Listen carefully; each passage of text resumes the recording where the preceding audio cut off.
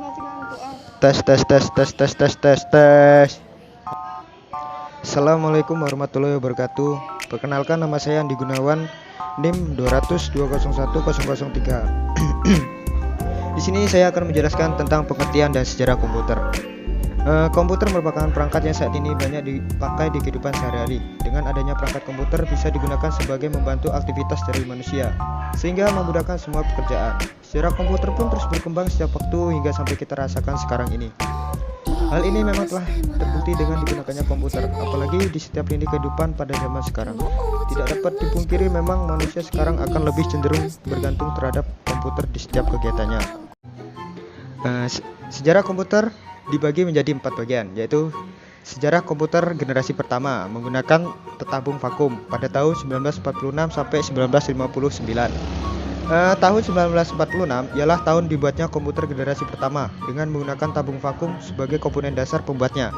Tabung yang sebagai komponen dasar ini memang dikenal tidak efisien di beberapa aspek, sebab komponen tersebut cepat sekali panas ketika dipakai. Selain itu, komponen ini memerlukan daya listrik sangat besar dalam pengoperasiannya. Electronic Numeric Integrator and Computer adalah salah satu contoh komputer generasi yang pertama. Komputer generasi pertama mempunyai ciri-ciri, yaitu 1. Memiliki hardware ukuran yang jauh lebih besar serta memerlukan ruang yang luas. 2. Interior desain sistem operasi dibuat secara spesifik dan hanya dapat melakukan tugas tertentu. 3. Program hanya dapat dibuat memakai bahasa mesin. 4. Menggunakan silinder magnetik untuk menyimpan data. 5. Membutuhkan daya listrik yang sangat besar. 6. Perlu mesin pendingin karena cepat panas. 7. Memiliki kapasitas simpan yang kecil. 3. Kinerjanya lambat. 9. Memakai konsep storage program dan menggunakan magnetic core storage sebagai memori utama.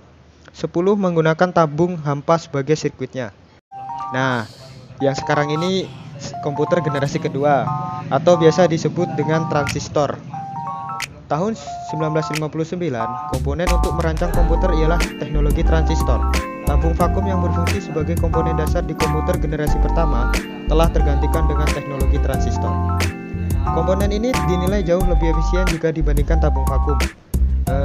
Sejarah komputer dan perkembangannya dengan menggunakan dasar transistor mempunyai ukuran lebih kecil dibandingkan dengan tabung vakum. Daya listrik yang diperlukan lebih kecil untuk pengoperasiannya.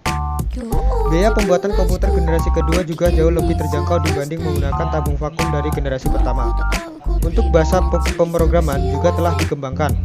Jika pada generasi pertama menggunakan bahasa mesin, untuk generasi kedua ini telah diganti dengan menggunakan bahasa assembly dan bahasa simbolik.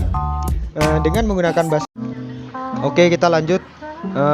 Sejarah komputer generasi ketiga, integrated circuit pada tahun 1965 sampai 1971.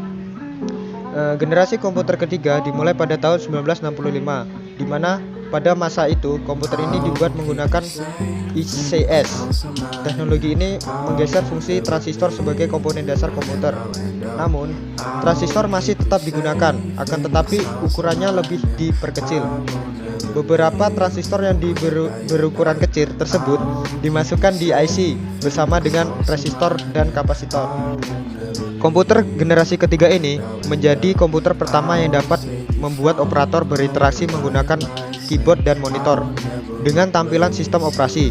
Selain itu, komputer ini menghabiskan biaya yang lebih murah sehingga dapat dijangkau masyarakat umum. Komputer generasi ketiga merupakan perkembangan melalui tahap. Komputer generasi ketiga ini muncul pada era 1964 sampai 1970. Dalam penggunaannya, transistor membuat kinerja komputer cepat panas, sehingga komputer generasi kedua mulai ditinggalkan. Komputer generasi ketiga juga mempunyai ciri-ciri, yaitu 1. Listrik yang digunakan lebih hemat. 2. Software akan lebih meningkat. 3. Harga kian terjangkau. 4. Memori memiliki kapasitas yang lebih besar.